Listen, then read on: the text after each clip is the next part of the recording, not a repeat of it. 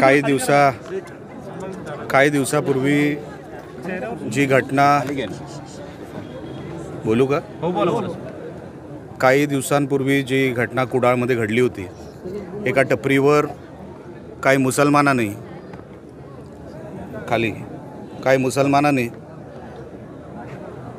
पर्यटकांना कपडे काढून मरेपर्यंत मारत होते.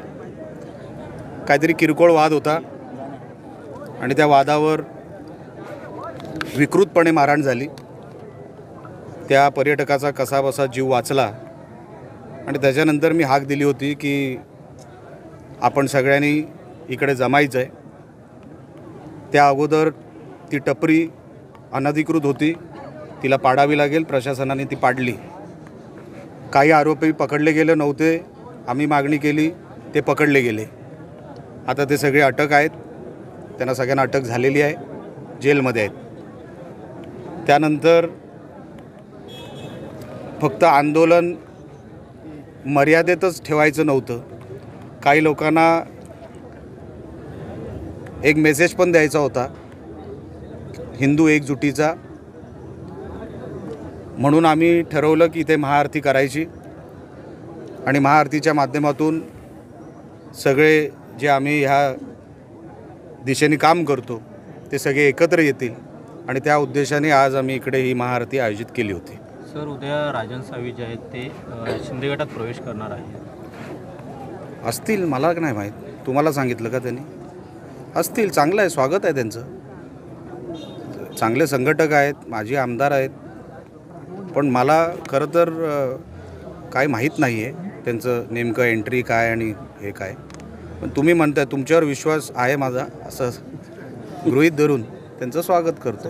उपनेतेपदाचा सुद्धा त्यांनी आज राजीनामा दिलेला आहे आणि उद्धव ठाकरे गटाकडे मी जसं म्हटलं की मी तुमच्या बोलण्यावर विश्वास ठेवतो आणि ते प्रवेश करतील असा तुमच्या बोलण्यावरून विश्वास वाटतोय, तर ते आले तर स्वागतच आहे. उद्धव ठाकरे गटाचे एक शिलेदार गळत चालले ते मी मागे पण कुठेतरी म्हटलं होतं की उद्धव ठाकरे यांना आत्मपरीक्षण करण्याची फार गरज आहे.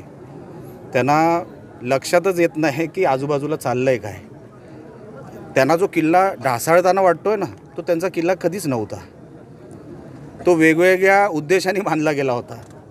आपापल्या विटा आता सगळे घेऊन चालले.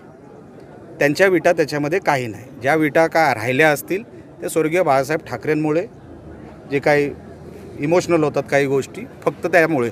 नाहीतर उद्धव ठाकरेंची स्वतःची कुवत नाही, पक्ष सांभाळण्याची त्यांची क्षमता नाही. आणि म्हणून फक्त याच्यावर थांबणार नाही. येणाऱ्या दिवसामध्ये आपल्याला दिसेल की कोकणातच नाही तर महाराष्ट्रामध्ये उद्धव ठाकरेंची जी काही उभाटा शिवसेना आहे ती कुठे दिसणार देखील नाही. आणि स्वतः उद्धव ठाकरे, त्यांना सुट्टीवर जायची फार त्यांना हौस आहे, ते कायमची सुट्टीवर जाणार. तर इथल्या काही मुसलमानांनी देखील प्रेस कॉन्फरन्स घेऊन माफी मागितली आहे, काय सांगा? त्यांना माफी तर मागावीच लागेल ना. त्यांनी काय मोठा पराक्रम केलेला नाही. जे महाराष्ट्रभर चाललं आहे, आमच्या गणेश विसर्जनच्या रॅलीवर दगडफेक होते, आमच्या रामनवमीच्या कार्यक्रमावर दगडफेक होते, आमच्या हनुमान जयंतीच्या कार्यक्रमावर दगडफेक होते. सुरुवात जर तुम्ही केली तर आम्ही शेवट करू शकतो. हे दाखवण्यासाठी आजचा कार्यक्रम होता. शिस्तीत राहायचं. या मुसलमानांना ह्या निमित्ताने एवढंच सांगतो की तुम्ही शिस्तीत राहा, नाहीतर ही सुरुवात आहे, लक्षात ठेवा. एक टपरी पडली, 5 टपोरी आतमध्ये गेले जेलमध्ये, म्हणजे आमची लढाई संपली नाही. आम्ही जागरूक आहोत. आता हिंदू जागा झालेला आहे, म्हणून आता या मुसलमानांनी शिस्तीत राहायला शिकायचं.